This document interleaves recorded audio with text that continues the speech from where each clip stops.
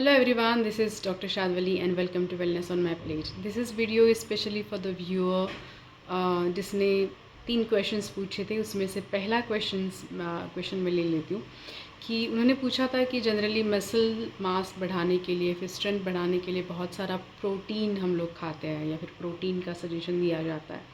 तो उसके लिए हम लोग क्या कर सकते हैं? अगर सिर्फ प्रोटीन, जिनको कुछ लोगों को बहुत सारा प्रोटीन नहीं पचता है, तो मतलब आप प्रोटीन खा रहे हो लेकिन वो डाइजेस्ट नहीं हो रहा है मतलब इवन समटाइम्स कुछ लोगों के यूरिन से भी एक्स्ट्रा प्रोटीन निकल जाता है। मसल्स वो प्रॉपरली एब्सॉर्ब नहीं कर पाते, उसकी वजह से मसल एकिंग भी होती है। इवन यूरिक एसिड लेवल को भी प्रोटीन ज़्यादा अफेक्ट करता है।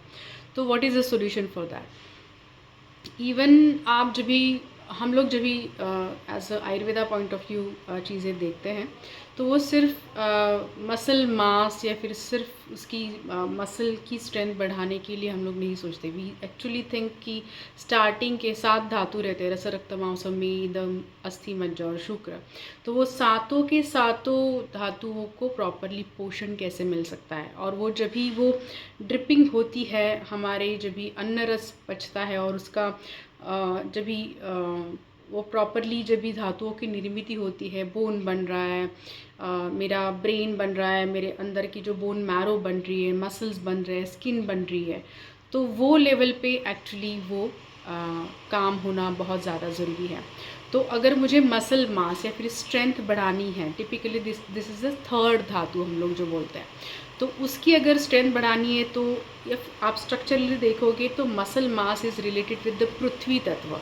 तो जिन पदार्थों में ज़्यादा घनता है, जहाँ डेंसिटी ज़्यादा है, जैसे कि फ्रूट्स में ले लिया तो केला है, पपाया है, मैंगो है, जो आप आम खाते हो, तो जिसमें पोरोसिटी कम है, जिसमें डेंसिटी ज़्यादा है, वो मांस धातु वर्धक है, जो कि इवन आपके चौली है या फिर इवन आपकी जो राजमा हैं, छोले हैं, ये सब जो इवन मगज युक्त है, जो ज़्यादा मगज युक्त है, जो ज़्यादा डेंस्ड इवन धान है, जो डेंस्ड इवन पल्सेस है, तो वो ज़्यादा मसल्स बढ़ाने के लिए या फिर उसकी स्ट्रेंथ बढ़ाने के लिए यूज़ होते हैं। हम लोग प्रोटीन ये वर्ड ज़्यादा इस्तेमाल नहीं करते, बट रादर उसकी जो तंतुएं हैं, मांस की तंतुओं का जब भी स्ट्रेंथ बढ़ जाता है, तो ऑटोमेटिकली उसकी जो स्ट्रेंथ है वो बढ़ेगी, ऑटोमेटिकली उसकी पफिनेस और उसकी जो घनता है वो बढ़ती जाएगी। सिर्फ हम लोग को उसको पंप अप करके उसकी फुलाना नहीं है, मतलब हवा नहीं भरनी है ना, उसमें कुछ तो घनता होनी चाहिए, स्ट्रेंथ होनी चाहिए।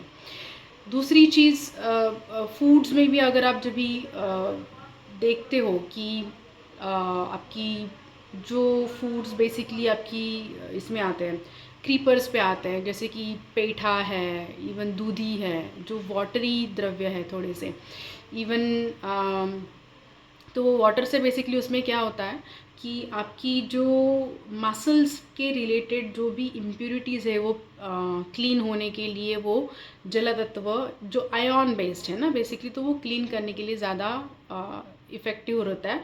और जो क्रीपर्स की स्ट्रक्चर देखोगे, दैट इज़ अगेन तंतु जैसी है वो ना, इट इज़ लाइक धागे जैसी है, धागे के ऊपर ही वो एक्चुअली कद्दू लटक रहा है आपका।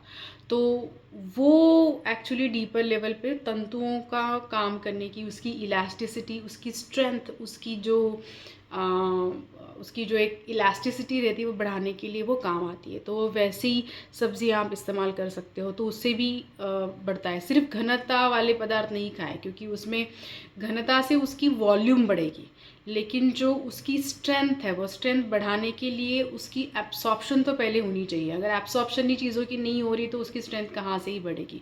तो वो एब्सॉर्प्शन लेवल पे काम करने के लिए जो पानी वाली जो सब्जियां हैं वो ज़्यादा काम आती है। इवन घी, ऑयल्स में ले लोगे तो घी ज़्यादा अच्छा काम करता है, घी बहुत अच्छा स्ट्रेंथ देता है, क्योंकि मांस धातु इज़ ऑल्सो अगेन आपकी जो सपोज़ यंगस्टर्स में मांस धातु की कमी है, तो मैं जब भी यंग एज में अगर उस चीज़ का अगर मैं थिंकिंग कर रही हूँ, तो मुझे उसके शुक्र धातु पे, मतलब उसकी जो लास्ट धातु है जहाँ पे स्पर्म्स बन रहे हैं, स्त्रियों में ओवम बन रहा है, तो वहाँ पे उसकी भी थिंकिंग होनी चाहिए, क्योंकि वो तत्व तक भी पोषण तत्व जाना चाहिए, तो ही जाके उसकी इम्यूनिटी रिवर्स मैकेनिज़्म से बाकी के ऊपर के अगेन धातुओं पे काम करेगा। आई नो इट इज़ थोड़ा सा टेक्निकली बहुत ज़्यादा हो रहा है ये, लेकिन this is the way to understand.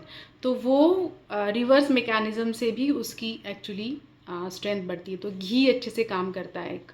और आप देखोगे कि इवन दुग्ध युक्त जो भी पदार्थ है, मतलब दूध है, दही है, पनीर है, माखन है, तो वो अच्छे से काम करता है आपकी मसल की स्ट्रेंथ बढ़ाने के लिए। लेकिन दूध ऐसे नहीं कि ठंडा ले लिया, गर्म दूध अगर आप लेते हो तो दैट इज़ मच बेटर। इलायची, जो मसाले हैं हमारे, जो उसकी पेनिट्रेशन, जो मसल के लेवल तक उसकी पेनिट्रेशन जाने के लिए हेल्प आउट करती है। एग्जाम्पल, इलायची ले लो, वेखंड ले लो।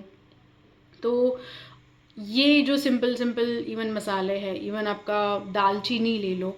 दालचीनी का स्ट्रक्चर देखोगे, it is literally like a artery ना, वो अंदर से वैक्यूम रहता है। तो ये 3 स्पेशली जो आपके मसाले हैं, तो वो अगर आप दूध में आपके डाल दो, उसको थोड़ा सा उबाल के, थोड़ा थोड़ा मतलब 1 कप में एक छोटा सा आपका लौंग का टुकड़ा डाल दिया, छोटा सा इलायची का टुकड़ा डाल दिया, छोटा सा दालचीनी का टुकड़ा डाल दिया, केसर डाल दिया, तो उसको उबाल के वो दूध पिएंगे तो वही उससे आपकी मसल स्ट्रेंथ बढ़ती है। प्रोटीन जो है जनरली हम लोग प्रोटीन का अगर आप विचार करोगे तो जब भी आप कोई भी प्रोटीन खाते हो तो उसके अपोजिट उतना आपकी एक्सरसाइज हो रही है क्या, पहले आप देखो। ऐसे नहीं कि सिर्फ आप वर्क फ्रॉम होम कर रहे हो and then you are eating lot of protein, तो वो डाइजेस्ट भी बॉडी कर नहीं पाती, क्योंकि उसका एब्सॉर्प्शन होने के लिए आपको वो काम भी करना पड़ेगा बॉडी के ऊपर ना, तो भी उसकी स्ट्रेंथ बढ़ेगी।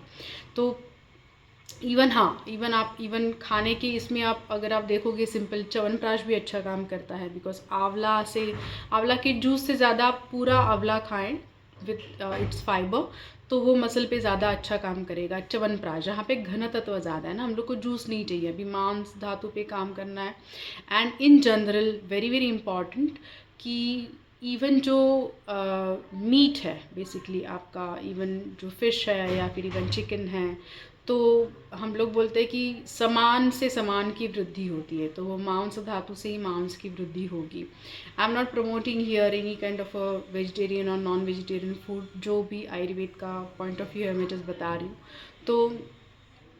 तो इवन आप नॉनवेज भी खाए तो ऐसे नहीं सिर्फ नॉनवेज ही खा रहे हो ना, तो वो प्रमाण जो नॉन वेजिटेरियन फूड खाते हैं, तो उनके लिए ये मैसेज है कि they can also eat nonveg and increase their muscle mass. लेकिन उसके साथ में कुछ तो वेजिटेबल्स उसके साथ पे कॉम्बिनेशन होना चाहिए, क्योंकि प्योर नॉन वेजिटेरियन फूड भी खाओगे तो उससे भी एसिड ज़्यादा बढ़ेगा, अगेन वो फिर बॉडी प्रॉपरली एब्सॉर्ब नहीं कर पाएगी, तो स्ट्रेंथ लेवल उसकी नहीं बढ़ेगी। तो उसके साथ कॉम्बिनेशन ऑफ वेजिटेरियन मील रखो, और ऐसे नहीं कि सिर्फ 5 दिन हफ्ते के आप नॉनवेज खा रहे हो, हफ्ते में 2-3 बार खा लिया थोड़ा थोड़ा करके, that also you can. And along with that उसके साथ आपका वर्कआउट भी ज़्यादा इम्पॉर्टेंट है।